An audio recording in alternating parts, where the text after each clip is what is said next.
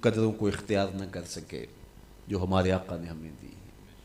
اکبر الہٰبادی نے کہا تھا مس پہ ہے اپنی نظر اور سیم ان کے ہاتھ میں. ہم تو تانبے پہ نظر جمائے ہوئے ہیں اور چاندی وہ لوگ لے گئے.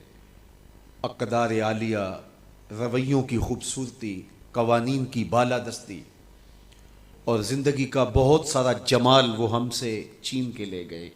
یہ خزانہ ہمارا تھا، لیکن صاحب جام اسی کا جو بڑھ کے تھام لے، جو بھی محنت کرے.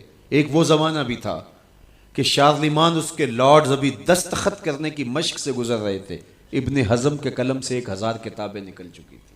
وہ زمانہ بھی ہم نے دیکھا جب پیرس میں کیچڑ تھا اور بغداد عروس البلاد کہلاتا تھا. ہم نے وہ دور بھی دیکھا ہے جب وہ سواد آشنا بھی نہیں تھے، حرف آشنا بھی نہیں تھے، اور ہمارے منجم ستاروں پہ کمندے ڈالتے تھے. جب ہم محنت کرتے، خدائے زندہ زندوں کا خدا ہے، یہ اس کا اصول ہے، یہ اس کا ضابطہ ہے. لیکن جب ہم جو ہیں وہ پیچھے آ گئے تو انہوں نے آگے بڑھ کر جام تھام لیا. یہ بات میں ضرور کہوں گا، خیر کی قدریں جہاں بھی ہیں، کسی کفر کے معاشرے میں بھی ہیں، لیکن وہ پھوٹتی میرے حضور کے قدموں سے ہی ہیں. چوکھٹ اسی سے ہی فیض اور نور اور روشنی پھوٹی ہے، اجالے یہی سے گئے ہیں، ورنہ انسان آج بھی زنجیروں میں جکڑا ہوتا. وہ کیسا سماج تھا کہ جب بیٹی کو زندہ درگور کر کے باپ آتا تھا تو معاشرہ اسے داد دیتا تھا کہ تو نے اپنی آبرو بچا لی ہے، تو نے اپنی عزت بچا لی ہے. اور یہ اتنا بڑا گھنونا جرم. قیامت کے دن سب سے پہلا سوال نماز کا ہوگا، لیکن سب سے پہلا فیصلہ قتل کا ہوگا. دوسرے لفظوں میں یوں کہہ لیجئے، حقوق اللہ میں سب سے پہلے نماز کا سوال ہوگا، اور حقوق العباد میں سب سے پہلا فیصلہ جو ہے وہ قتل کا ہوگا. اور قتل میں بھی وہ بچیاں جو زندہ درگور کی گئی، ان کا مقدمہ پہلے لایا جائے گا. قرآن بتاتا ہے وَإِذَا الْمَوْءُودَةُ سُئِلَتْ بِأَيِّ ذَنبٍ قُتِلَتْ. قبروں میں گڑی ہوئی بچیاں اٹھائی جائیں گی، اللہ کی عدالت ہوگی، ان کے ظالم باپ کٹہرے میں کھڑے ہوں گے. اللہ ان بچیوں سے پوچھے گا بِأَيِّ ذَنبٍ قُتِلَتْ، تمہیں قتل کیوں کیا گیا؟ اب ان بچیوں کو تو پتہ ہی نہیں ہمیں کیوں قتل کیا گیا. ابھی آنکھ کھلنے نہیں پائی تھی کہ بند کر لی گئی، زبان بولنے نہیں پائی تھی کہ نوچ لی گئی، زندگی کا پھول ابھی کھلا ہی نہیں تھا کہ مرجھا گیا. انہیں تو پتہ ہی نہیں ہمارے ظالم باپوں نے یہ قیامت کیوں اٹھائی، یہ غضب کیوں توڑا، ہمارے معصوم دامن پہ کون سا داغ دیکھا کہ ہمارے ظالم باپوں نے ہماری زندگی نوچ لی. کہتے ہیں گڑھا کھودتے تھے، تاریخ پڑھیں، دل آج بھی خون کے آنسو روتا ہے. اور گڑھا کھود کر کے اس میں کھلونے رکھتے اور بچی وہاں بیٹھ جاتی اور کھلونوں سے کھیلنے لگتی، اور وہ اوپر سے ریت ڈالتے، اور وہ بچی پہلے پہل تو اس کو کھیل سمجھتی اور وہ اس کھیل میں خود شریک ہوتی.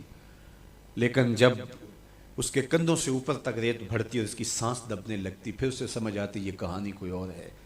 پھر وہ معصوم اور ننھے ہاتھ جوڑ کے اپنے باپ سے زندگی کی بھیک مانگتی. لیکن ظالم سفاک باپ ریت ڈالتا اور یوں اس کی سسکیاں، اس کی آہیں، اس کی چیخیں، اس کے آنسو اس ریت میں دب جاتے. اور اس معصوم ننھی چڑیا کے لیے نہ کوئی موم بتیاں جلانے والے تھے، نہ کوئی اس کے لیے احتجاج کرنے والے تھے، اور نہ کوئی اس کی FIR کٹتی تھی. باپ کو بھی داد ملتی، ماں کو بھی داد ملتی. معاشرہ صفاق اس پہ ماتم کرنے کی بجائے اس پہ خوشیوں کا اظہار کرتا. پہلی آواز پورے عرب میں جو اٹھی اور بلند ہوئی وہ میرے حضور کی تھی. بیٹیوں کو قتل کرنے والوں سن لو، میری فاطمہ میرے جگر کا ٹکڑا ہے. یہ پہلی آواز تھی. یہ صرف کلمہ محبت ہی نہیں ہے، اس ظالمانہ سماج کے خلاف جو ہے وہ علم جہاد میرے حضور نے بلند کیا. میری بیٹی میرے جگر کا ٹکڑا ہے. اور کہا جو 2 بیٹیاں 2 بہنیں اللہ کی رضا کے لیے پروان چڑھائے اور ان کا نکاح کر دے، قیامت کے دن وہ یوں میرے نیڑے ہوگا جس طرح یہ 2 انگلیاں کری. یہ جب میرے حضور نے فرمایا، مجمع سے ایک شخص کھڑا ہو گیا. حضور کیا جس کی 2 بیٹیاں نہیں ہیں اس کو یہ اعزاز نہیں ملے گا؟ کسی بیچارے کی 2 بیٹیاں نہ ہو، 1 بیٹی ہو، تو کیا اس کو یہ اعزاز نہیں ملے گا کہ وہ آپ کا ساتھ پائے؟ حضور نے فرمایا اسے بھی ملے گا. لیکن میں آپ کو دعوت فکر دیتا ہوں کہ اس سوال کے پیچھے کی کیفیت دیکھیے. اس کی 1 بیٹی تھی، کہاں بیٹیاں زندہ درگور ہو رہی ہیں، اور کہاں 1 بیٹی والا کہتا ہے کاش کہ میری بھی 2 بیٹی.